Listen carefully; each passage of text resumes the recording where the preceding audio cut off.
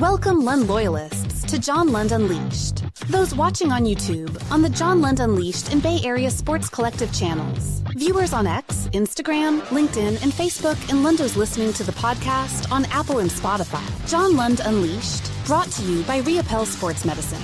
Got pain? Check out our revolutionary stem cell treatments. And guys, if low T is bringing you down, 𝐟𝐸𝐵 Sports Medicine can put you back in the game. Now all juiced up and ready to go, here's John.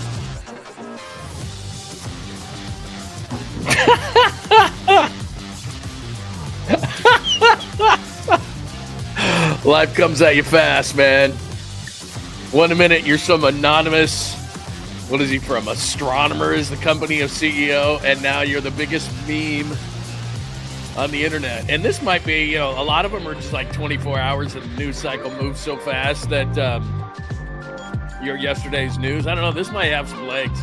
This might be a 48-hour deal.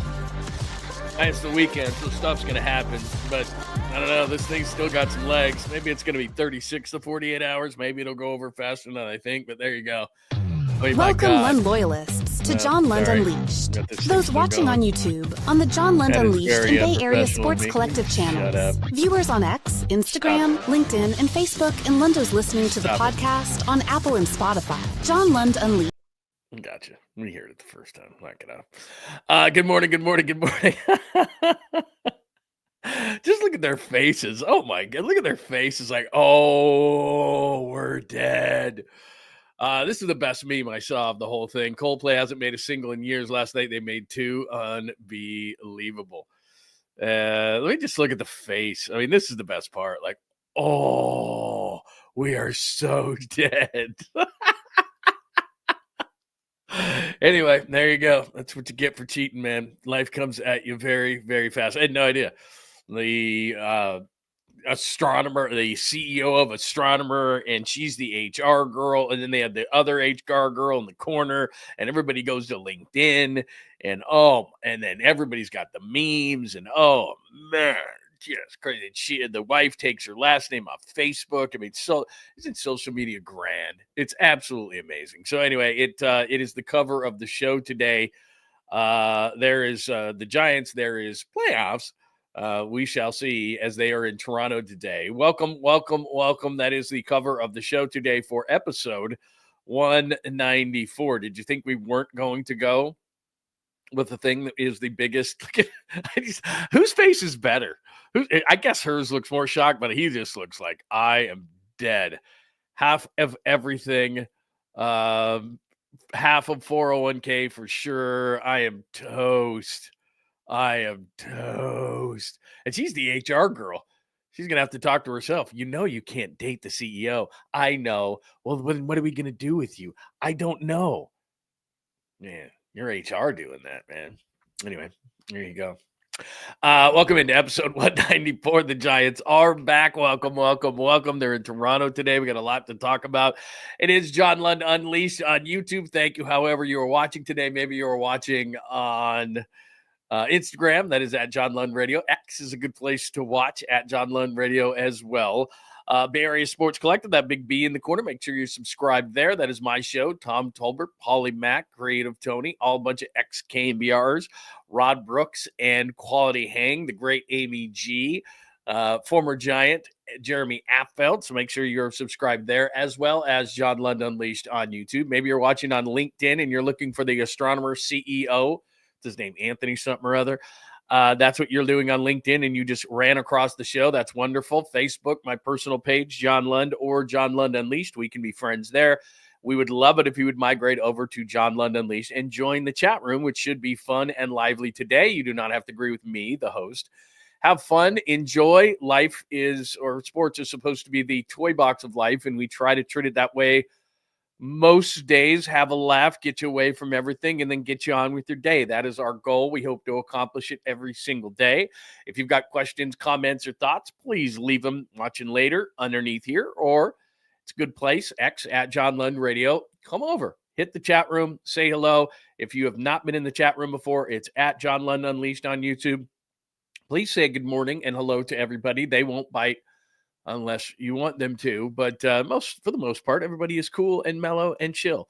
and you don't have to agree with everybody. So it's a very nice chat room and a very nice community that we are building at John Lund Unleashed. Lots of stuff today, episode 194. Before we get out to roll call today, the Giants are back. Playoffs, we'll get into that as well. Seeing more about a trade for a catcher. You know, I talked about maybe a third starter, could be some offense. I'm locked in on a starter and maybe a left-handed reliever, something like that. But then we're starting to get some rumors about Sean Murphy of the Braves.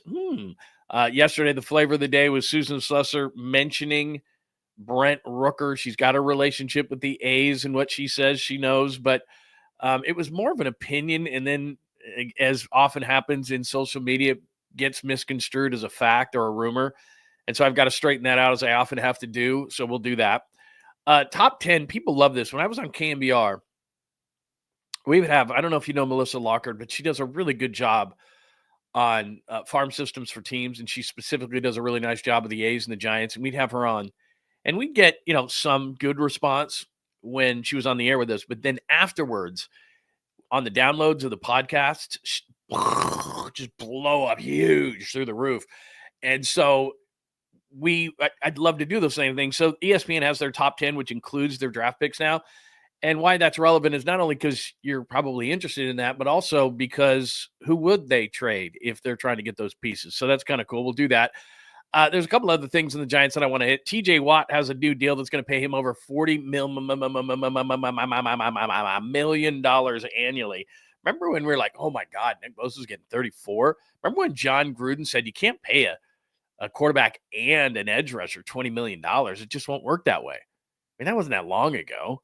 Maybe 10 years ago, and they had to trade Khalil Mack to the Bears. Like, quarterback and edge rusher can't make 20. Now every position makes over 20 on average annual value, maybe outside of tight end and kicker and running back. I mean, everybody else is 20 plus on average. So TJ Watt gets a deal.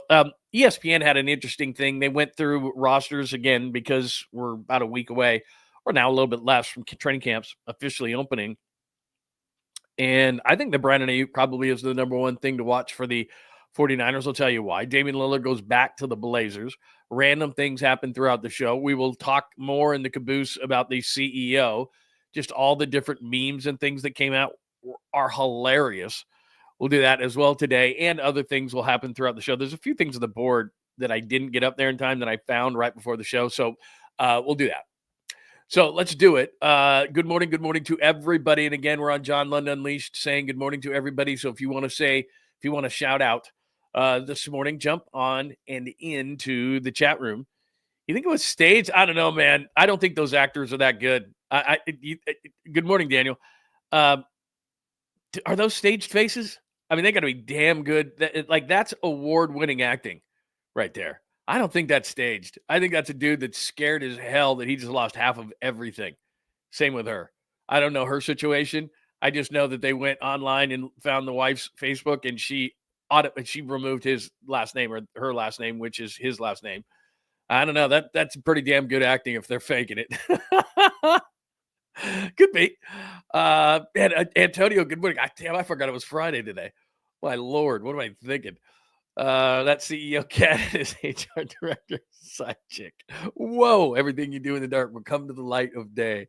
Yeah, man, everybody's got a camera, bro. I mean, that's just what it is. It's difficult to slither around nowadays. Our good friend Kenny always brings it. The Giants have 67 games left. What do you think? 40-27? That'd probably get you in the playoffs, right? Let's do that. We will do that today. Good morning to you, my friend. It's so funny, Tacky, that you say that. I knew as I walked into here today, somebody was going to say chug a beer. I'll tell you something, Tacky. I know this isn't chug a beer, but I decided today that because it was Friday, I would do Bailey's in the coffee. So it is true. I would not lie to you. I do have Bailey's in the coffee, and I just reheated it right before the show because I took a pull off it right before the show, and I was like, it was cold. I was like, cold coffee? We can't do that. So I am partaking, although it's not chugging a beer. I will say that. I am sorry for that. I will make it up today. We have a quality show today for you, Jason. I promise. The Nutter is here this morning. The 1-420. I saw you slithering out of here yesterday, but I understand. Some people got to work. I mean, you got to work for a living around here. You can't just sit around. Morning all. Christopher is in the house today, our good friend. is here today. Antonio, did I say good morning? Yeah, look, I love Susan Slusser, man. I love Susan Slusser for years. Every week she'd come on my show. I talked to her at games. She just knows what she's doing, man. And is she a great writer or what? And it's not a shot at her. It's not at all. All I'm saying is that that it's not the media that does this. It's just all of us, and it's content creators, and we got to have content. Everybody goes crazy. Here, I'll just show you something. Since you just brought it up, I was going to do this later, but okay. So this is put up on as content, right? This is jumped up there, and it says trending, and it's a big deal, and everybody wants to get clicks. I understand that. She just was suggesting this. She didn't say it was even a rumor or a fact or it was anything. She just was like, this would make some sense. That's what she wrote. And then everybody's like, oh my God, Rooker to the Giants. Like maybe it could happen. I mean, it makes some sense. Rooker is not a great defender. And they've already got 19 DHs on this team, even if Devers can play first base. But Rooker's more of a DH, but he's not an iron glove either. I mean, he could play left and you could move Ramos to right, and Yaz could be to his rightful spot, which is a fourth outfielder, and he can play some center. There's no doubt about it. So yeah, I could be down with that, but she's not saying, hey, this is something that's imminent or even happening or being talked about. She's just saying, hey, this makes some sense. And she knows both teams well. So if she says something, there's something to it, but she's not reporting it as something they're talking about. She's saying this makes sense to her. So nobody reads fine print. Everybody's in the era of Twitter/X. I'm just going to call it Twitter, F/X. Everybody knows. I like Twitter better.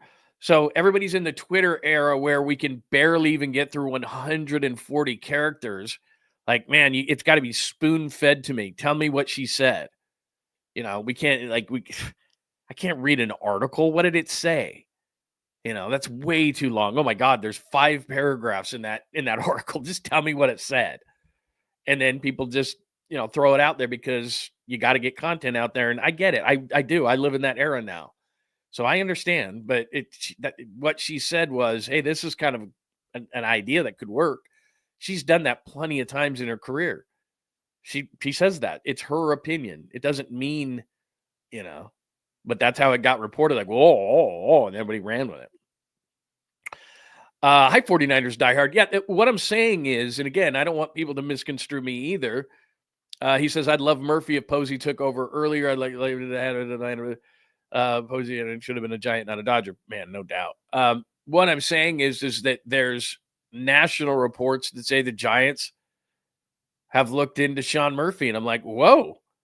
And Murphy, I thought Murphy was going to be better. He's not bad. It's just like, when he was coming up with the A's, I thought this dude, whoa. And, he's a nice player. Now, he's not the defender that Bailey is, but I will say that his stick is 10 times better. And at some point, I told you this, in the offseason, and we just saw this in the All-Star game in the way that it worked. And so here's his effectiveness. They're starting to get ready for this, the Giants. His effectiveness is going to go down that much because of the ABS system. They're going to be able to challenge balls and strikes. So when Patrick Bailey steals one, which is his number one attribute as a defender, he can throw all right. He can block really well. He's a really good defender. I'm not saying he's not. But his number one attribute, and the reason why they put up with his atrocious hitting, even though occasionally he can get a hit in a big situation, but the reason why they put up with his atrocious hitting is that he's great at stealing balls and strike. Now, the ABS system, you can't do it every single time, but in a key situation when he steals that strike, the ABS system is coming. We saw how effective it is in the All-Star game. I wish it was a little bit quicker like it has been in the minors. But they're going to be able to get that strike back that he just stole. And then from there, because it's just going to be a system, it's going to go like this.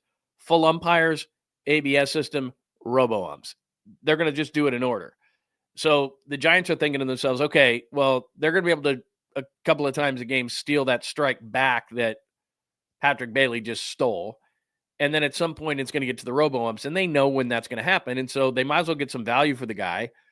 And Murphy's still young enough to grow with this team, and he's not an automatic out at the bottom of the order. So Buster Posey understands. He runs everything. And Bob Melvin, former catcher, is the manager. They understand all these things, but they also know the day is coming where his biggest values are going to be neutralized. and they still got that stick in the lineup that basically is worse than Madison Bumgarner. So at some point, when do you move them? Because we all sit there and go, well, God, they could use a second baseman or a right fielder or this or that, but Bailey's staying.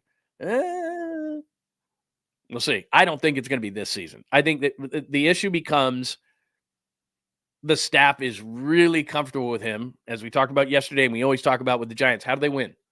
They win with pitching and defense and timely hitting. Let me get this straight. You're going to take Patrick Bailey out in the middle of the season, bring in Sean Murphy, who there's no doubt is better. I think all around better, but you're not going to do that to your pitching staff in the middle of the season, make them learn a new catcher. In the offseason, yeah, give them a whole offseason, give them spring training. That's the issue. Because we look at it as fans and we say, the stick's better, defense not quite as good, but we can live with it. And then, we're cooking with gas. Well, yeah, but the whole pitching staff is going, wait a minute, we got to learn a new catcher. We got to learn a new system. Nah, they're not going to do that in the middle of the season. Bob Melvin being the manager, former catcher, Buster where he is, being a former catcher, they know you're not going to be able to do that. Now, if there's an injury, you're forced to do it. But they're not going to do it in the middle of a season. Next year, yeah, I could see Patrick Bailey, the Giants going, we just can't handle this bad of a stick in our lineup. We love Patrick Bailey, but we're going to trade for, Sean Murphy or whomever. And then the staff can get used to him in spring training. It's a big deal that the staff would have to get used to a brand new catcher, for the second half of the season and possibly or probably or maybe or hopefully into the playoffs. So anyway, I was doing that during roll call. I got to finish up roll call. Joy, good morning to you. I said good morning, Tim. I think so. DC, it is great to see you, my friend. Scott, good morning, good morning, good morning to you. We've already got our first super that I will get to in a moment. If you would like to get your questions, comments, thoughts on the show, please hit me with the super. Plus, you're supporting the show, so that would be outstanding. Let's see. Bailey's WAR is 0. OPS around 55. The ABS next year's value is gone. Exactly. So that's going to be a problem, and the Giants know it. And could they jump on it early, quickly before all this stuff happens, and say, "Oh, but look how sure." But other teams know it's coming too, so his value is going to drop. And I like Patrick Bailey, but you can't have this stick in the lineup. It's questionable even now with the value that he brings. And he's such a great defender. Honestly, right now, with the way that things are calculated, with him being able to steal strikes the way he is by far the best defensive catcher in baseball. But at some point, especially with this lineup, we've talked about it a million times, and I didn't know that I was going to start here today. We've talked about it a million times. At some point, you're never going to have what the Cubs have offensively or what the Dodgers have offensively. In other words, you're never going to have such a good offense that you can have an anchor of a catcher offensively. You're never going to have that in this ballpark. So they're not going to be able to do that. Then you start taking away the value, the biggest parts of his value, stealing strikes. You're not going to be able to do it. So that's why there's rumors around Patrick Bailey potentially moving and Sean Murphy possibly coming in. I have no insight in this kind of a situation, but I'm just thinking in the middle of a season, given what Bob Melvin and Buster Posey used to do for a living, that they're going to say their whole pitching staff, hey, you're going to have to learn a new catcher right now or after July 31st. I don't see it. Could be wrong, but I don't see it. All right. Good morning to everybody. Our first super is on the board. Thank you very much for our good friend Fuji. Yes, I am anticipating a bottom of the pint tonight. I have not texted Larry Krueger. We had one last week. I did a solo job. It was absolutely amazing. We had a John Lund Unleashed record of 55 supers. I wouldn't say that I was hungover at a really high level last Saturday, but I was feeling it. I made the mistake. I think I downed about, in the 3 hours you and I were together last Friday night, I think I downed about 8 beers, shot down about 8 beers. The biggest problem last Friday night when we were watching Dodgers and Giants together was that I was stupid enough to bring out, there was a cold bottle in my freezer of Jack Daniel's Fire. Two things I did wrong there. A, that I brought it out, and B, that I didn't at least bring out shot glasses so that I could shoot it. And I was just plugging right out of the bottle, and I was doing like 2 and 3 counts, like boom, boom, boom. And I was like, by the end of that thing, I was like, and then of course, it was like chug, chug, chug. And so I was being stupid, and I did. So I have to keep myself a little bit more under control. Believe me, it was a good time. We had a good time had by all. And I think here was the problem. what was that game? 8-7. It was an 8-7 game. So we're drinking for every run. And then I've said I would drink for every 10 supers. So I'm no mathematician, but so there was 8 chugs plus the supers at 5. So, I mean, there's like 13 chugs there. So between beers and shots, I mean, there you go. Right. So probably 8 beers, 5 shots. Yeah, it's pretty good. Plus, all I was downing was it's gone now. But I had this. I wasn't eating actual food. I had this thing of like it was a beer nuts kind of a mix. I saw it at the like Bevmo or wherever, and I saw this thing and I was like, yeah, you sure? I'll just munch on that. So that's all I ate the whole like day. So I was like, it was one of those things where it's like, come on, what are you, a rookie? You can't not eat. What are you, insane? It's crazy. But yeah, Fuji, I anticipate fully. Plus, it's an earlier game. It's in Toronto today, so I'm looking forward to that. I like the early ones. Then you're done early, all that kind of stuff. It's a good time had by all. It's great stuff. Before I get going on anything, I had this really cool thing happen. Sorry, we're going to do a random thing to start the show, and then I promise we'll get to everything else. I met somebody yesterday at the grocery store. It was really cool. And then they sent me a message afterwards. So I got to make sure. Rohan, I want to shout out Rohan. He says, Rohan stopped me yesterday. It was really cool. So met the grocery store and he stops me and he says, hey man, I was really bummed that you, when you left KNBR, this was last November now. It's getting to be a while.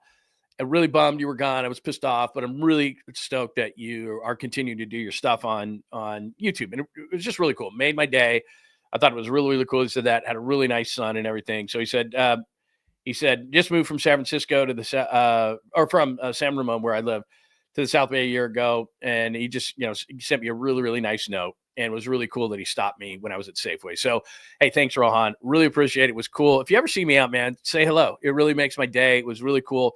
Also makes me feel good that I'm continuing to do this stuff because I'm really enjoying being on here and talking every day. It's a totally not just a medium to me, but it's really cool. It's much more personal than radio ever was. I'm getting to know everybody in the chat room. That's why I try to say to everybody, jump into the chat room, say hello. It's a really great group of people. If you haven't jumped in, I'm not just saying that. So I'm really cool. But anyway, it was really cool. It made my day. I was about ready to check out. It was, hey man, really appreciate it. Was pissed when you left. Really cool that you continue it. So it made me really feel good and that we're continuing to do this and that people are going, hey man, I'm digging it. And it's not, Rohan's not a guy that I've seen, I don't believe, in the chat room before. So it was really cool that he stopped and, and all that kind of stuff. So anyway, meant a lot to me. And I just wanted to give him a shout out because I thought that was really cool that he stopped me and was like, hey man, I'm watching every day. I thought it was cool. So anyway, wanted to do that before we moved on. All right, let's get to this thing today. Episode 194, the Giants are back. Like I said in the beginning here, playoffs, the CEO and the HR girl, playoffs. So as I try to get past all of this kind of stuff, let's see. Yeah, I got that. Let me share my screen with you very quickly. And this is what ESPN said this morning about the chances for the 49ers for the Giants. Sorry, I got training camp on my mind. For the 49ers to get to the playoffs. So this is their second half thoughts on the Giants. And there you go right there. The projected record 86-76. I hate that they did that because it's like, I always think now a couple of years ago, we know this, Arizona got to not only the playoffs, but 2 years ago, they got to the World Series with 84 wins. So can it happen? Yeah. But I just think maybe 88 seems to be the number. I don't know. Sometimes it takes 90. It has taken 90 before. A few years ago, the Phillies won 90, get in. They get to the World Series. So it can happen. 86 seems a little light. I'm thinking about 88. So according to their odds, 3.6, they're not winning the division. All right. The Dodgers are starting to get some healthy pitching back. Our good friend Blake Snell has not pitched all season long, but he's doing a rehab stint. He'll probably do what he did last year with the Giants, which is not pitch very much, but probably pitch fairly well when he does come back. Playoff odds right there. We told you this the other day that the playoff odds were at about 45% through Fangraphs. They're using their own, so they're saying 45%. Championship odds, I don't think we're all delusional to think that they could win a championship, but in 10, 12, and 14, they weren't the odds-on favorite at any point. It's just how you're playing at the end. So 44% playoff odds. Let's just focus on that for a second. Division, probably not. Championship, likely not. 86 wins, I think that's a little light. So 44%. So, of course, what makes them a potential contender? They say they're pitching, blah, blah, blah. talks about their bullpen, talks about Ray and Webb as a great duo, and then what to expect from there. They already made their big move. I'm going to talk about that in a second. Devers, 202 for Devers. There you go. That's the big number right there. 202 since he got here in the 25 games. Boston is rejoicing. Ha ha ha!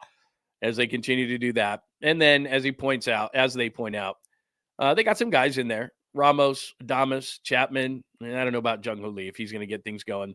And so there you go. So there are your odds. 44% for the Giants. So my question is very simple to you. Playoffs, do they make the playoffs? As currently constructed, and by the way, I agree with you 100%. I had no issue whatsoever with them going, yeah, we're not even looking at Blake Snell. And it doesn't shock me whatsoever. And yours truly did say, wait a minute, before we give the Dodgers rotation all these flowers, remember, Tyler Glasnow always gets hurt. Blake Snell always gets hurt. Give Yamamoto credit. He only pitched 90 innings last year, but Yamamoto has been really, really good. But they have a ton of guys in the rotation as everybody just slobbered all over him. Sasaki hasn't pitched all year long. What do you have? 1 or 2 starts, and he went down. Like all these guys that were unproven commodities, they're all like, oh, they're going to be so great. We'll see. Look, I'm not saying they're not going to win the division. They are going to win the division. That's what's so amazing. Just like last year, had tons of pitching problems last year. They win the division. It's amazing. And they're going to get some pitching back. But yeah, Blake Snell, you can have him. That didn't bother me at all that he was gone. So here's my question. As currently constructed, can the Giants make the playoffs? And what it comes down to is real simple. East, Phillies and Mets, one's going to win the division, one's going to be a wild card. Central, Cubs, Brewers, one's going to win the division, one's going to win the wild card. West, Dodgers win the division. So now we are at 5 teams for the 6 spaces, right? 5 teams for the 6 spaces. So we got 3 division winners. We got 2 wild cards in the Brewers and let's say the Mets. And then we got 1 more. And it comes down to the Giants, the Padres, the Cardinals, right? I don't think the Reds are going to be there. I was thinking Atlanta was going to make a run. I doubt it. So that's where we are. All right? That's where we are. The Padres on the surface probably are a better team than the Giants, but that doesn't matter. I don't think the Cardinals are great, but they've been hanging in there the whole time. So you've got to take them as something. Who will be aggressive at the trade deadline? The Cardinals aren't generally overly aggressive. Like, well, the Cardinals get like they always do this, like a secondary kind of a player. Would they get like a middle relief arm? Yeah, that's something the Cardinals kind of do. Would the Cardinals get like a secondary bat where you go, that's not anything great? Yeah. I could see the Cardinals getting somebody that's, okay with an expiring contract. Yeah, I could see that. So, yeah, they'll do something, but it's not going to be anything flashy. The Padres have made all sorts of splashy moves. Could I see them doing it again? Yeah. Even though they're not a major market team, they've been acting like one for the last number of years. So I could see the Padres doing something. And then it comes down to the Giants. And so this is why I did this morning. So ESPN came out with the top 10. And we, like I said at the beginning of the show, we used to have Melissa Lockhart on KMBR, and people just loved it, right? They would download the podcast tons of times about the farm system of the Giants. I got to be honest with you. I don't spend tons of time looking at the farm system of the Giants. Do I know the major players and the top guys? Yeah, to an extent. But I don't sit there and deep dive into this stuff, right? I just don't. They're dartboard hits. Most of them don't hit, whatever. So the only reason I bring this up, and this is as of this morning, is to look at it and say, okay, who could they possibly trade? So we all know who Bryce Eldridge is. They're not trading him. The Gonzalez kid is an international signing. I doubt they would trade him, but they might listen for somebody major. 𝐬𝐮𝐬𝐫𝐿 is the big pitcher that everybody always talks about. Killen is the guy that they just got, the kid out of Tennessee that's going to be their future second baseman, they hope. Whitman is a guy that a lot of people talk could be in trade discussions. A lot of people like him. He's a lefty. You can see on the far right side is where they had those guys and whether they're moving up, moving down, whatever. This farm system is not seen as one of the top farm systems in baseball. And as you can see in that whole thing, you see at the bottom there, Whitman, as they say, Whitman is maybe the guy that they would move of all the players. He's not too far away. So those are the names to know around the trade deadline, just for your understanding, because people love to talk about farm system guys. And everybody just likes to know a few of those names. So I'm going to remove that in 3, 2, and 1, because, of course, you want to see my sweet, shiny face. So that was as of this morning on ESPN. So here's the thing. I get it. I mean, we all get enamored. I don't want to trade anybody. We all get enamored. But here's the truth of the matter is that most of those guys that we just showed are not going to be any good. I mean, even at the top, Bryce Eldridge, huge question marks. 6'7" guy, long swing, strikes out a lot. Not sure that he's very good defensively at first base. Who knows? Maybe he's going to be a 30 home run hitter. Maybe he's going to go. Maybe he's going to be Zach Wheeler. Maybe he's going to be Gary Brown. Like, nobody knows. And most times, and I say this all the time, and it's just the truth, 90% of the time, if you get the best player in the trade, the known player in the trade, you win the trade. Now, having said that, there's always Fernando Tatis Jr. for James Shields. I mean, it happens. There's always Zach Wheeler. There's always that trade, which the Giants know all too much about, for Carlos Beltran. There's just, it happens. It happens all the time. There's always Pete Crow Armstrong for Javier Baez, right? And I know Baez was in the All-Star game, but I'm taking Pete Crow Armstrong 100 out of 100. Like, it happens, right? It happens. It's part of the deal. But a lot of times your minor leaguers are there to trade. What's amazing to me is, and I know you don't want to hear Dodger praise, but what's amazing to me is the Dodgers get big-time players every single trade deadline and rarely, if ever, are burned because they know their farm system so well, and they go, okay, you can have that guy. Like, the Padres got absolutely burned in the Soto trade. I mean, look who they gave up. C.J. Abrams, James Wood, my God, Gore. I mean, in the Soto trade, and they got some back from the Yankees, but not to that extent. Like Washington, can you imagine the Padres if they had C.J. Abrams and James Wood right now and Mackenzie Gore? My God, they'd be challenging. Maybe they might be the best team in the NL West. Like, they might be the best team in the National League. Add James Wood to the Padres, add C.J. Abrams to the Padres, add Mackenzie Gore to the Padres. That's who they gave up in the Juan Soto trade. So you're going to have those trades. Those happen, but those are the exception, not the rule. But those happen. So, I mean, it happens, and it scares the hell out of GMs. I understand that. And so you don't want to give up young talent because those things do happen. But 90% of the time, the best player, and then you forget about, like who did the A's end up getting for Matt Chapman, Matt Olson? I mean, my God, nobody. So lots of times that's just what happens. Like, you get players like, what?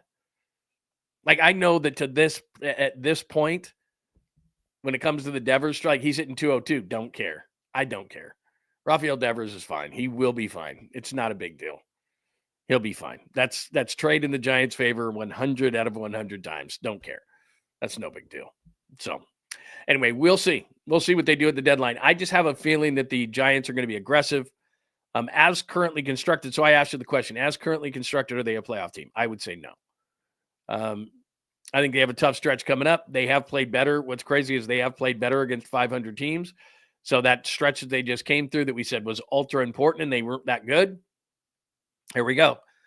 You got Toronto coming up. Now you have an Atlanta team that's not very good. You have some teams in there that you can beat. Pittsburgh's coming up, but you do have the Mets coming up. You do have Toronto in this series. They're a first place team in the AL East. And today is what? Is today the 18th? So what are we? 2 weeks away from the trade deadline. And so right now, Buster Posey's evaluating what they are. And I said this yesterday. I think Cabrera, starting pitcher for the Marlins, plus they've got some arms in the bullpen. I think that's what I would do. I think as far as what the Giants do, starting pitching, the relievers, all this kind of stuff, when they win, it's great pitching, starting and relieving, and timely hitting. They've got enough on the timely hitting spot. They've got enough as far as timely hitting. They added Willy Adames in the offseason. They added Rafael Devers in the season. Combined with what they have, that should be enough. Like, if Buster's coming into my office and I'm part of that group around the big mahogany table and he says, I need another bat, I go, dude, I gave you Adames. I gave you Devers. We signed Chapman long-term in the offseason. Like, bro, what the hell? Like, are you serious? We'll see. If I were them, I'd say, I think you need a third starter. I think you need to replace Eric Miller. How long is Miller out? It's going to be a while, right? Anyway. All right. So give me your thoughts on that. Let's see. Trade for a catcher. We talked about that. I don't think they're going to do it just from a defensive standpoint and what the staff would have to adjust to. Top 10, I gave you that. Anything else on baseball this morning? Anything else on baseball? Anything else on Giants? Do you think, as currently constructed, they'll make the playoffs? 45% is the number. If not, what would you do? What would you do? Would you go for another stick? Is there a name? Would you go starting pitching? Would you go relief? If you could only do one thing, what would you do? So, let's see. Murphy stinks too. I get it. I just don't want an automatic out, man. I just don't want an automatic out in the lineup. I think in the offseason they might do it. But having to have the whole staff learn a new pitch or new catcher, I don't think they're going to do that. All right, let's move on to a little bit of football talk. Here is the new top 5 as far as paying edge rushers is concerned. There's TJ Watt. Look, it's just never going to stop. I thought at some point it was going to stop. You pay quarterbacks what you pay quarterbacks, and I realize, and I tell you this all the time, it's funny money. This is the money this is not guaranteed money. This is just the average, and a lot of it is just blown up in the agent and the player. Look at how much I'm making. So you realize that this is not true money, but still, $41 million. Remember a couple of years ago, Nick Bosa was making 34, and he had to squeeze every nickel out of the 49ers. And it's like they didn't want to give it to him, and they were pissed and all this kind of stuff. Now he's the 5th highest paid edge rusher. Now, look, it's hard to argue that he's better than Max Crosby, Myles Garrett, or TJ Watt. Danielle Hunter was just, look, he was a product of the times, and that's fine. He's solid. But my God, how far when John Gruden said you can't pay, because they had just paid Derek Carr over at $25 million, and Khalil Mack wanted $20 million, and the Raiders traded him, and they were still in Oakland when they did that. So I can't remember what year that was. Had to be 10 years by now, right? I should have looked that up before the show. But Gruden said, yeah, you can't pay a quarterback $20 million and then an edge rusher $20 million. Let's see. Raiders trade Mack. When did they trade Mack to the Bears? Let me find that out. Because how far have we come? 2018. So he trades them to 2 first-round picks, and then he signs a 141, the highest paid defensive player in NFL history. What's 141 divided by 6? My God, look how far we've come. I mean, that's 2018. That's 7 years ago. You already have it. $23.5 million. We've almost doubled that. We've almost doubled that number in 7 years. 7! Sorry. That's amazing. Gruden said, so that was in 2018, 7 years ago, Gruden said, you can't pay a quarterback 20 and pay an edge rusher 20. And now we're paying quarterbacks 60 and edge rushers 40. Let that sink in for a minute. Gruden said 7 years ago, you can't pay a quarterback 25 and an edge rusher 20. So you can't combine those two for 45. And now we're paying a quarterback 60 and an edge rusher 40. So those two guys are making a combined 100, over 100. And he was saying you can't combine for over 40. And that's 7 years ago. So in another 7 years, is it going to double again? Like, are they going to be paying quarterbacks $120 million a year and edge rushers $80 million a year? I mean, is it ever going to stop? Slow down? Man, that is unbelievable. Like, if you just said to Gruden, hey, I tell you what, that it's not only going to be 25 quarterback, or not only, so you're looking at 25 quarterback, 20 and an edge, it's going to be 60 for a quarterback, 40 for an edge. And he'd be like, no way. So anyway, crazy. Good morning, J49. It is great to see you this morning. Great to see you. My goodness. I mean, seriously. I mean, I think inflation right now is at what, 7% or something like that. I just read this morning. I mean, what is that inflation? Again, that blows my mind. I can't pick up my phone and do that kind of calculations. Anyway, so there's that. TJ Watt is signed. My God, the Steelers. Are they going for it or what? They're just like, let's go for it. That's never been the Steelers. But I mean, for the offseason, they've had DK and Aaron Rodgers and signing TJ Watt. And my God, man, that is crazy. So there's that. And then I don't think I have this slide or anything like that. But this morning, let me double check that if I do or not. It's not really that big of a deal if I do or whether I don't.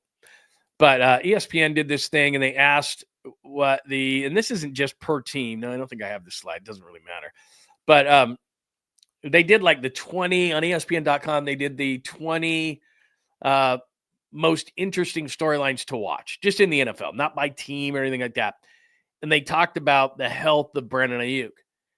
And I thought, and we'll do this as camp gets a little bit, like next week, we'll start to dial in a little bit more on the 49ers. And then, like I said, I'll get down there next week and we'll start getting interviews and getting a lot into the 49ers as camp opens up. And I'll be part of that throng of people getting all the content and all that kind of stuff for you. But I started thinking about this, especially in the light of Jauan Jennings, and we'll see if Jauan Jennings shows up in camp or does a hold in or hold out. If he does a hold in, I'm going to puke.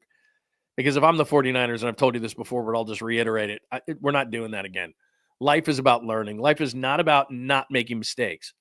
Life is about learning from said mistakes. So Brandon Ayuk had a hold in last year. It was a disaster. I don't want you around the team. So there's two things why. Number one, last year was a disaster. We didn't know what to make of Brandon Ayuk, and it was weird. But I'm sitting in meetings. But the reason why I held in is because he didn't want to get fined. So technically, he's in meetings. He's just not working out, so he didn't get fined. Trent Williams was away from the team. You could fine him. What I want from Jauan Jennings is you just threw a curveball at us at the last minute. I want you to be away from the team, and I want to fine you because you're holding out. And I don't want you, if you're not going to work out on the field, then you're no good to me. I don't want you sitting in meetings or anything else. If you're not participating, then you're a holdout. So stay away. And then that way I can fine you. And you don't have those other guys. Trent Williams had a ton of money. Ayuk had a ton of money. If you have $7.5 million, that's a lot of money. Don't get me wrong. But there's an agent fee in there. There's taxes in California. There's all this kind of stuff. That's not a lot of money from a standpoint of an NFL player. If I fine you $50,000 a year, that's a day from staying away from camp, that's going to hurt. So that's my leverage. So there's that. First of all, I don't want you hanging around the team. All right, because you get a hold in. You're not participating, but I can't fine you. No way. So I'm going to learn from that experience. But the reason why the Ayuk thing is so important is, so if they put him on the PUP list, he has to miss the first 4 games. Matt Maiocco said in a radio interview recently in the last week, hey, you know what? Week 1 is not out of the question. And one of the reasons I'm excited to go down to 49ers next week is to really find the story on Ayuk and what is the latest and what is going on and how does he look and all those kind of things. Because every single year there is a standout storyline. A couple of years ago, what's going on with Brock's arm and all that kind of stuff. And last year it was the Ayuk hold in, the Williams hold out, and then at the last minute McCaffrey. And so it was a lot of contractual things. This year, I think the number one story is not Jauan Jennings. The number one story is what's going on with Ayuk. Because to me, that's massive. If Ayuk somehow could play in week 1, then if I'm the 49ers, I just took all the leverage back from Jauan Jennings. Because they know if Ricky Pearsall's having a nice offseason. So all of a sudden, Ayuk's back. Pearsall's having a nice offseason. They apparently feel good about 𝐦𝐝𝐿. I don't, but they do. They feel good about Jordan Watkins. He ran around in shorts. We'll see what happens in pads. Amari Cooper is sitting out there. All of a sudden, they're going, hey, you know what? We'd love to have Jauan Jennings here, but A, he's staying away and we're finding him. B, Brandon Ayuk is back. So Ayuk's status is everything. Because if Brandon Ayuk isn't, let's say the Ayuk is on the PUP list and he's out for the first 4 games, plus DeMarcus Robinson's got the DUI and he's suspended, and all of a sudden Ricky Pearsall is your number 1 wide receiver. George Kittle's getting doubled. They can watch Christian McCaffrey more. It's a massive difference. And so Jauan Jennings is sitting back with one eye going, what's going on with Ayuk? I think it's everything. That is the number 1 storyline with the 49ers, and number 2 is not close. Maybe number 2 is Jennings. And then if number 2 is Jennings, then everything else is on the defensive side. Like every other storyline, which we'll dive into deeply next week.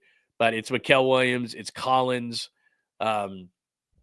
it's Nick Martin, the linebacker from Oklahoma State. It's everybody in the secondary, right? It's everybody in the secondary. Like, what's everything looking like? Maybe outside of Demo Lenore, who I know. Like, is Upton Stout going to be the guy in the slot? Is that going to move Demo outside all the time? And what do the safeties look like? What are they going to do? Because Malik Mustafa is out. Is the kid out of Kansas State, Sigel? Can that kid be a starter? Could they pick up a safety, in camp? Because right now, a lot of these veteran guys, whether it be, Justin Simmons, I don't know what's going on with Julian Blackmon, the safety that was with the Colts. A lot of these veteran guys, they don't want to be in camp. I mean, part of the reason that Trent Williams was holding out and was fine with it, he didn't want to be in camp. Like, if he signs, he's got to go to camp. So Justin Simmons doesn't want to sign, go to camp. Amari Cooper doesn't want to sign, he has to go to camp. They'll sign a week or 2 into camp. They'll learn the offense, they're fine. Send me a playbook. I got this. They're fine. They don't want to go to camp. So a lot of these guys are just sitting back going, just, give me a week. I'm in shape. I'm fine. I need to get into football shape for a couple of weeks, but I don't want to sit there and be in camp all day. I don't want to sit and do that. I'm a veteran. I'm good. So anyway, there you go. Number one to watch there on the board right there. AIYUK, number one to watch. That's what I've got on there as far as football things are concerned. And again, I want to make sure I reiterate this. We will be down at camp next week, and we will have a good time had by all. So we'll do that. Let's see. What else do we have on a football front? Anybody on a football front? Any questions, comments, thoughts on a football front there? We'll do that. Dipping a little back to the Blazers again. I don't have a slide or anything like that. I just think it's really cool. He signed a 3-year contract to go back to Portland. I don't think people realize this. His family is there. His kids are there. Would it have been a cool story for him to come to the Warriors, come home, so to speak? His home is Portland now. When people were saying, he's going to come home. I say this all the time. When you're an adult, that's like, I'll kind of compare this to Aaron Judge. We all thought, Aaron Judge wants to come home. Well, you know what? He was drafted by the Yankees. He lives in New York. That's where his life is. You become an adult and your life becomes in a certain place. Like, I'm originally from Southern California. I've moved all over the country. I've lived in the Bay Area since 2010. It's my home. It's where I live. So that's, my son grew up here. I have stepkids. I have a wife here. This is all my friends are here. Like, this is where I live. Am I from here? No.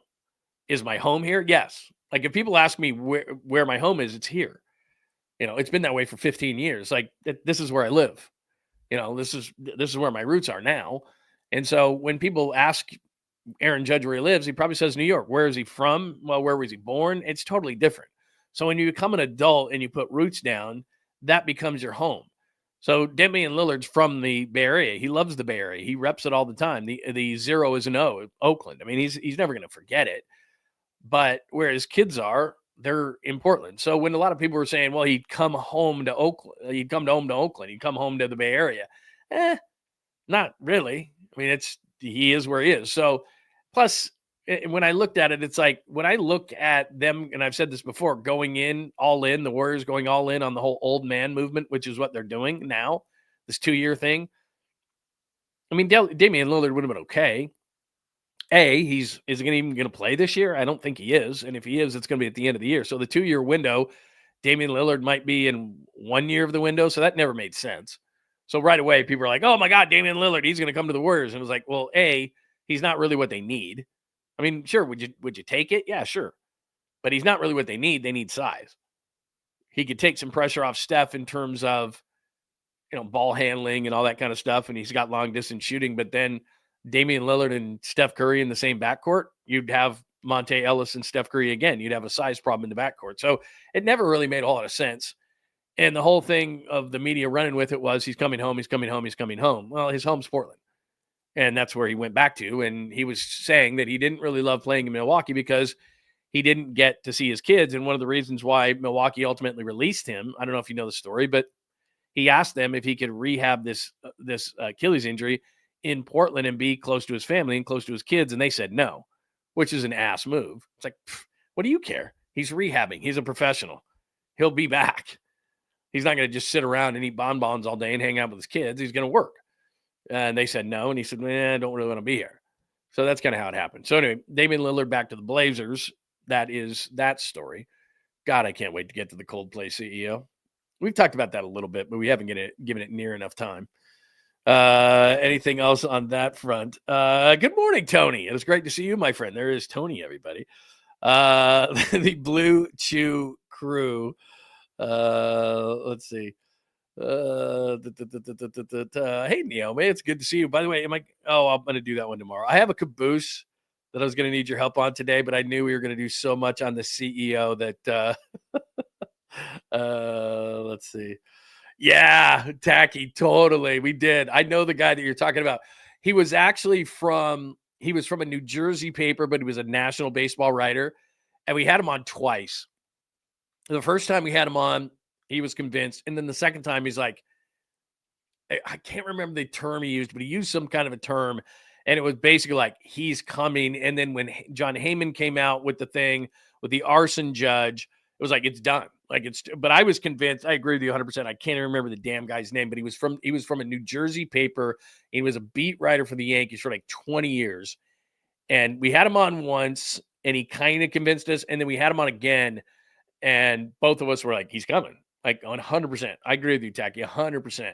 And what was funny was we were hearing behind the scenes that what ultimately happened, what could be happening was he's kind of maybe leveraging the Yankees and maybe he doesn't want to come home so much. And really his parents live here, but he really loves New York and power of the pinstripes and all that kind of stuff. And so that's what we were hearing behind the scenes. But then this guy came on and was so convincing because Papa was like, he is not leaving. And I was like, and even Papa was like, well, this guy's pretty convincing, knows what he's talking about.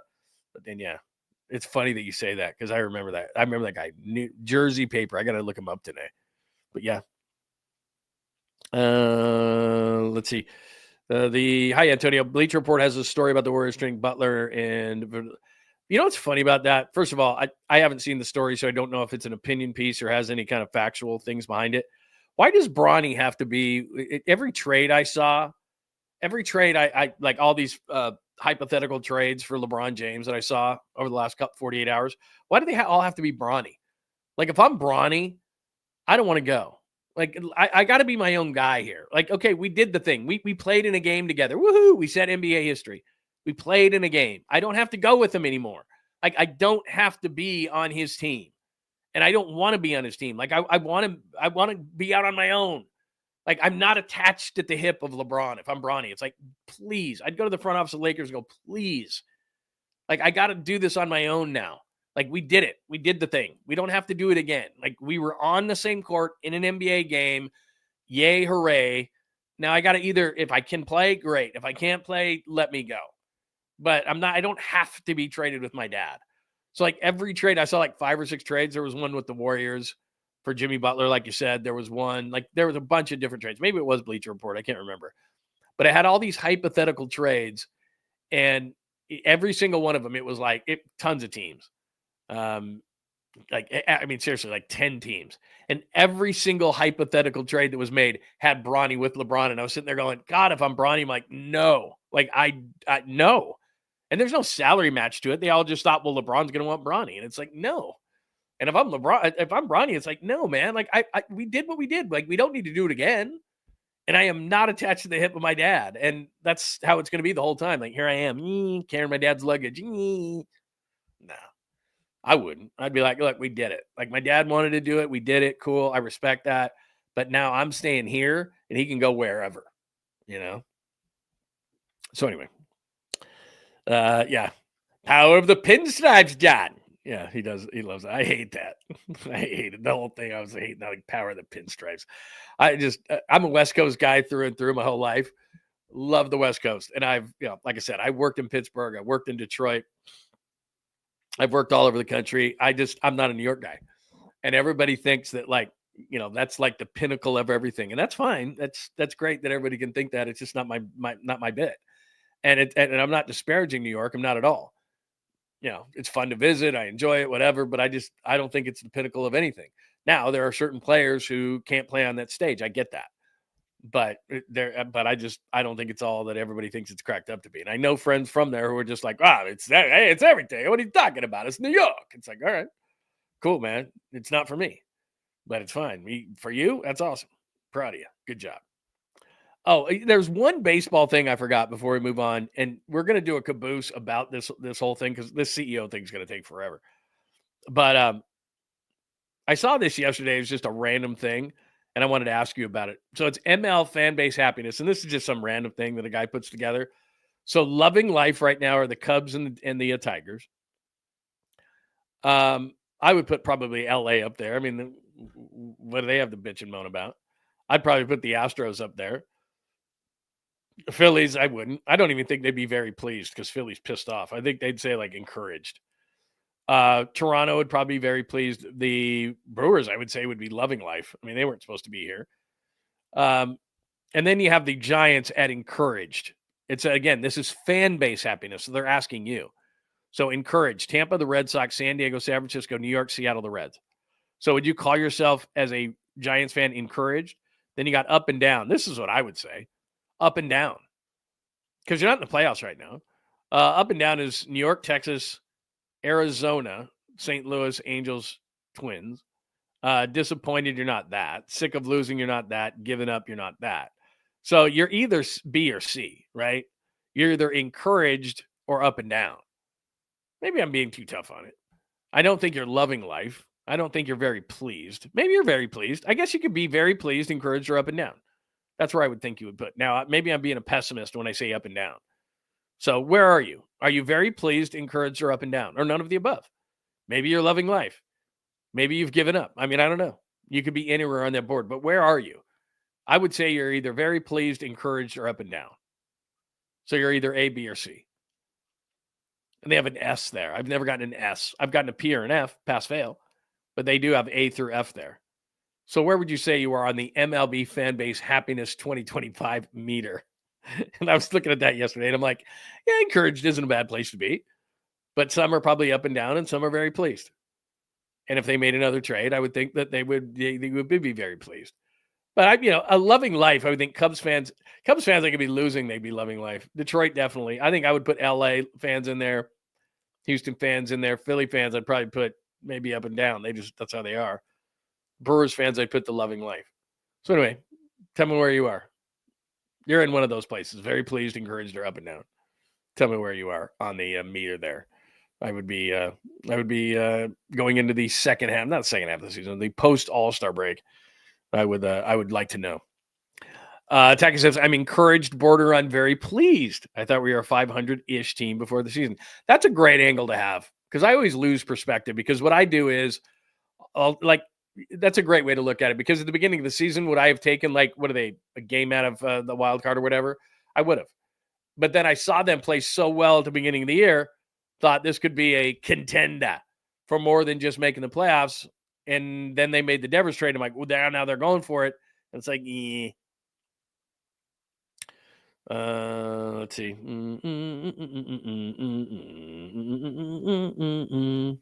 Let's see what else. I didn't know you grew up in Southern California, Naomi. Very cool, man. 1996. Yeah, see, that's exactly right. So you move up to a certain place. And like I said, I have lots of friends in Southern California still, but it's not like I go there all the time. Like when you first move somewhere, you miss the place, and then all of a sudden you become ingrained in that place. And like I said, from a sports standpoint, you start liking the teams that, all that kind of stuff. And because I do what I do, it's like the better they do, the more fun it is, and the better our ratings would go, especially on radio and TV. So yeah, absolutely. The 1420 says, compared to previous years, I'm encouraged. They're going to the playoffs. Okay.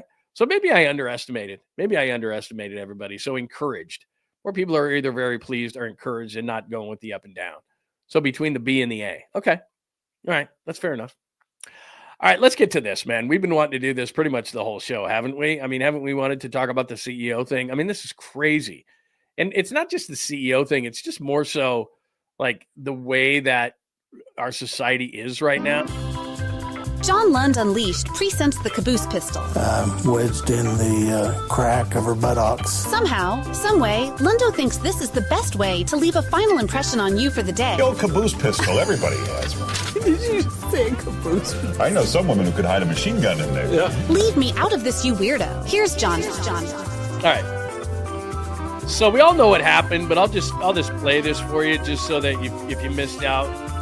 So to this, like the astronomer CEO, I don't know what astronomer is, and then it's funny because it's the HR girl, and she should know better. And then like they have this video, and the HR assistant's like laughing because she knows, and this thing took off like wildfire. Like there are certain things that take off in sports, whatever. But I mean, this was like you couldn't scroll on any social media platform and not see this. Like not only like every other posting, but then after a while it was like 50 in a row. So this is at the Coldplay concert.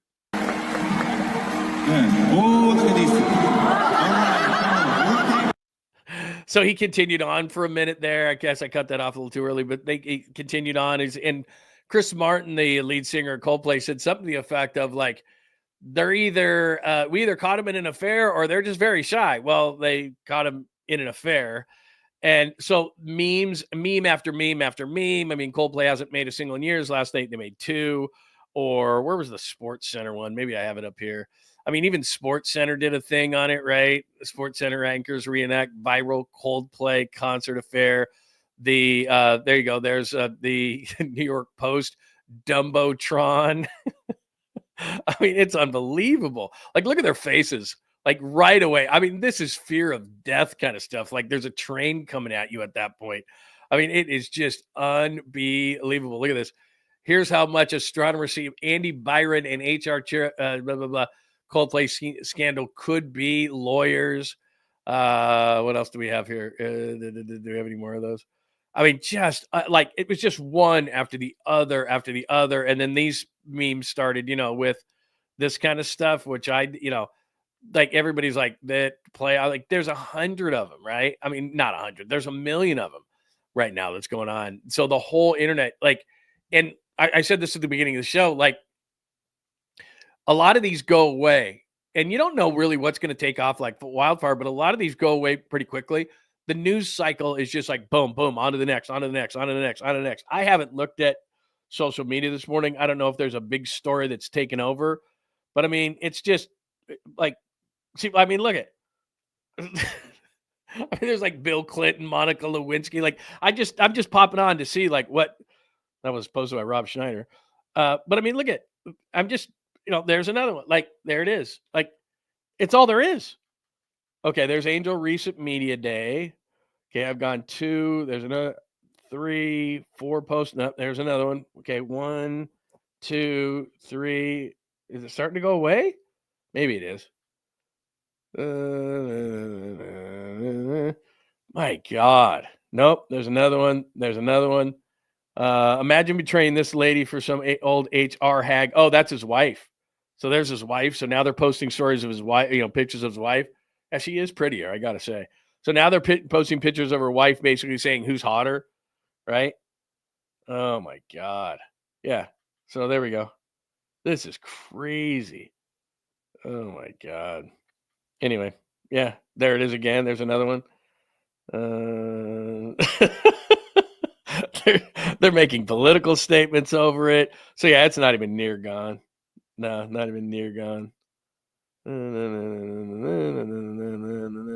God, this is crazy. Yeah, it's still red hot. It's not like it was yesterday. Like when I was looking at this yesterday, it was like every other story. There's a Terry McLaurin holding out story. Let's see, Aaron Rodgers. There's the camera guy zooming in on him. I got the meme of DiCaprio. So it's if last night it was roaring at a bonfire level or a Fahrenheit of like 120, it's probably cooled down to like 80, right? It's in like the mid 80s now, but still. I mean, that dude, I don't know what's going to happen. Like, does he get fired, but it's the HR girl? Does she? I mean, she kind of has to get fired, doesn't she? I mean, you can't be the HR girl and say you can't date anybody within the astronomer company now. You can't do that. Like, the HR girl can't be giving speeches about not dating the CEO while she's cheating with the CEO. So I guess she has to get fired, doesn't she? So anyway, that's crazy. That is just crazy. I mean, your life can change in 2 seconds.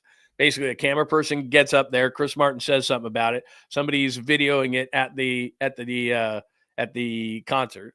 She sends that thing out, and wildfire, man. That thing went crazy yesterday.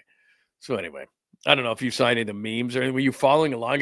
Like I said, I saw it. I'm like, what is this? And then all of a sudden, it was like everything I could see on my timeline was that. I'm seeing if I have any other things of it on that I brought. I mean, it was just, I could have done 100 things. I seriously, I could have brought 100 memes onto the show today. Everybody saw it though, didn't you? My God. Yeah, exactly right. Doesn't everybody know that? Doesn't everybody know that? Like let's see here. Sorry. Don't go dipping your, yeah. I mean, that's basically it, right? I mean, everybody knows that. Everybody knows that. When you're young, like the only time it was like, I would work at a restaurant. I was a bartender. And like there were servers and stuff like that. And then you'd get off work and whatever, things like that. But I mean, since I became an adult, I never dated anybody at work. Well, I mean, I'm not an attractive person. So I mean, that kind of cuts it out a little bit. But still, I mean, you just don't do that. Yeah. Everybody knows. You just don't do that. Anyway, whatever. Yeah, she's gonna get half. You might as well just right now. You might as well just go. Okay, here's half. Here's half the 401k. Okay, like I don't know if he gets. Oh, good morning, Joe G. It's very nice to see you, my friend. Yeah, it looks like they saw Godzilla. That's exactly what it looks like. Ah! Let me show that again. I mean, seriously, that's gonna be a meme forever. That's the other thing too. This thing could cool down. This thing will cool down.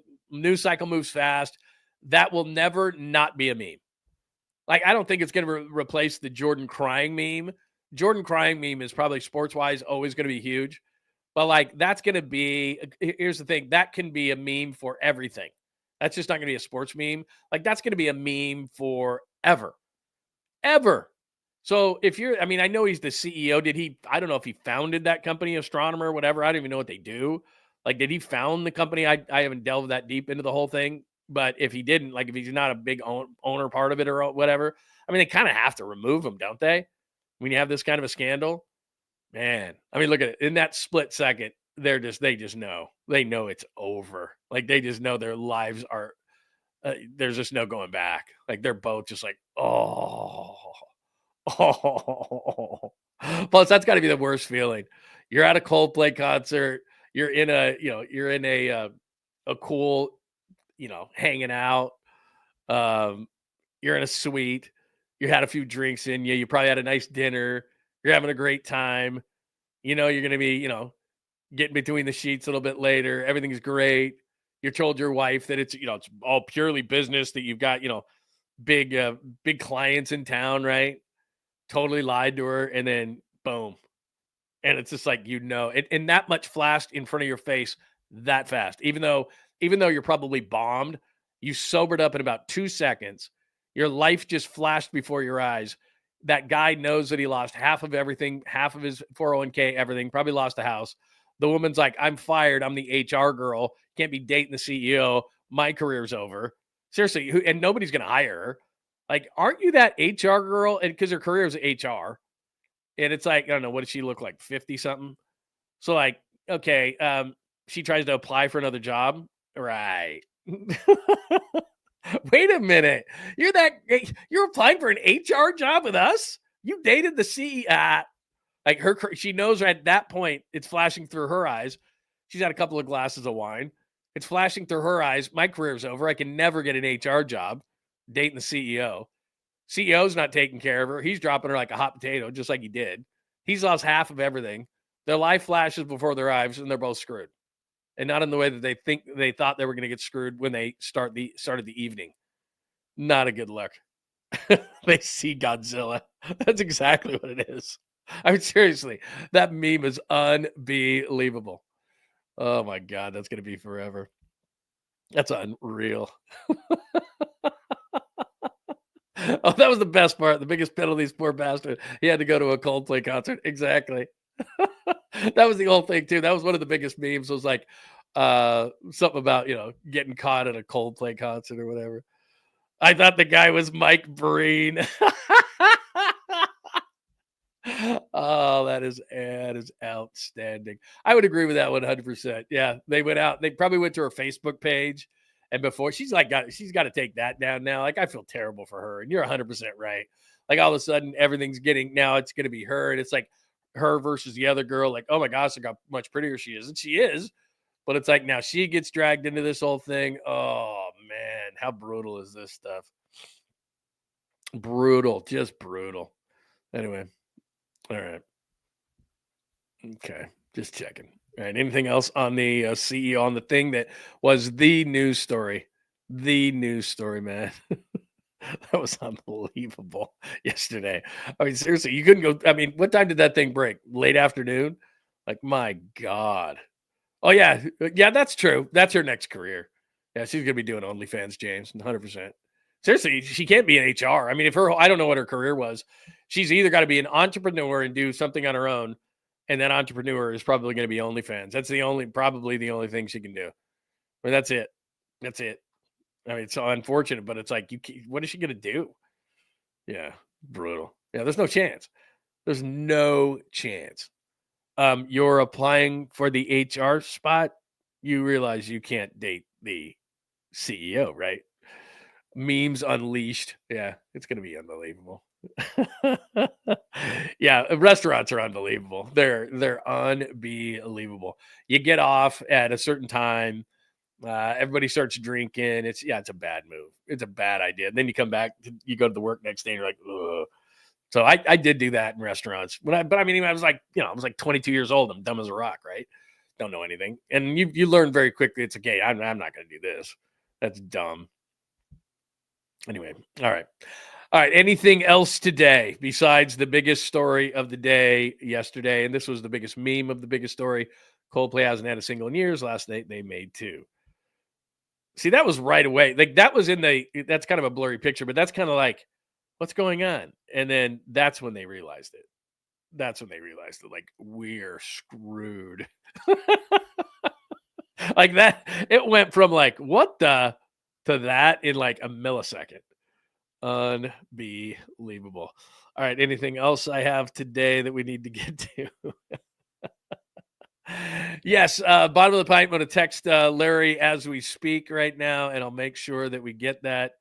Yeah. Oh, that's a great point, Mary. Yeah. Is she going to be consulted about how to hide affairs? Like, seriously, the other thing about this whole thing, and I get it. You have a few drinks, you forget.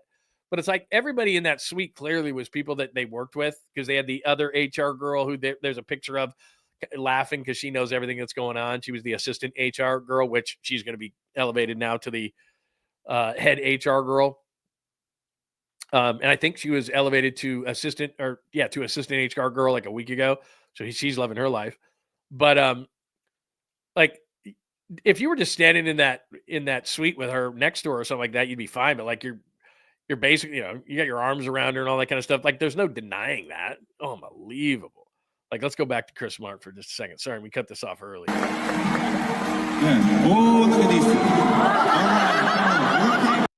I mean, they went for it. Look at that guy just dove. It's like, dude, it's too late. At that point, you just own it. You just kind of wave or something, and you could make up something. But when you dive for it, and she just turns, like, my God. Somebody whoever took that picture, that's an unbelievable picture that you took, because he dove so fast. Like, to take that picture that fast, like this, to take that picture that fast. I mean, God, right when they saw it, they're like, we are out of here. God, and he nailed it too. He's like, either they're having an affair or you're very shy. Unbelievable. Consult at hide affairs. Yeah, she doesn't know how to do it. Anyway, there you go. Yeah, I think there's going to be lots of trades. I think there's going to be tons of trades. And I think the Giants are going to make one. I do. I'm not sure they're going to go out and get another bat unless, like I said, I keep thinking the Manassian brothers are going to make a trade, maybe the Angels. But, yeah, they're going to – there's no doubt in my mind. I think Buster Posey is going to convince the powers that be, the powers with the wallet. They're like, man, see, there you go. You nailed it. That was – did he fall through a trap door?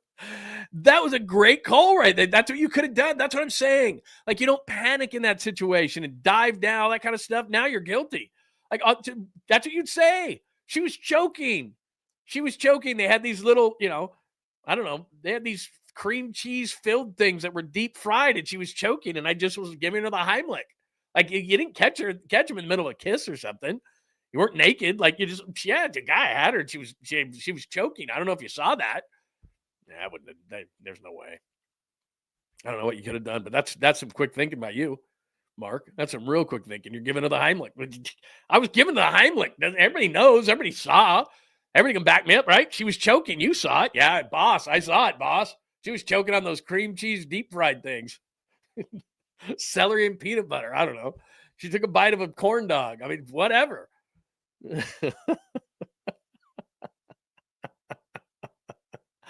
Oh, man, that is going to cost him a lot of money. All right, there you go. That's a good call on the Heimlich, man. Do you just think of that right now? Outstanding. Good work. Did she fall through a trap? Did he fall through a trap door? All right, that'll do it for a Friday edition of the show. I'm going to get on the – I know, and you lost it.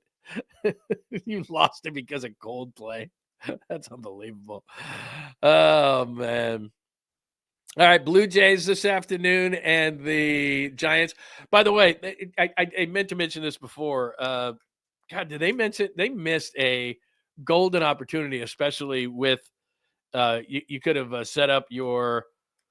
Hang on 1 second. You could have set up your rotation to do this, and I would have done this. You got Max Scherzer on one team. You got Justin Verlander on another. Did it not occur to anybody? It's Verlander and Bassett today, and then to be determined versus Eric Lauer. He's still around, and then to be determined versus Jose Barrios. Did it not occur to anybody that maybe you'd do Verlander versus Scherzer?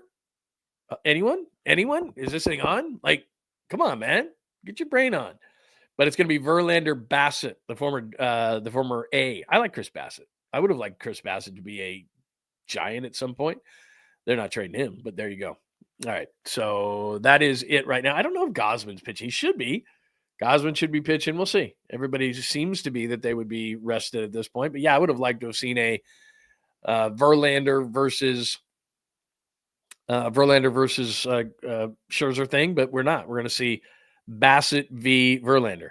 It wowould be really nice if Verlander would start that second half. Got 0-7 with a 4.70.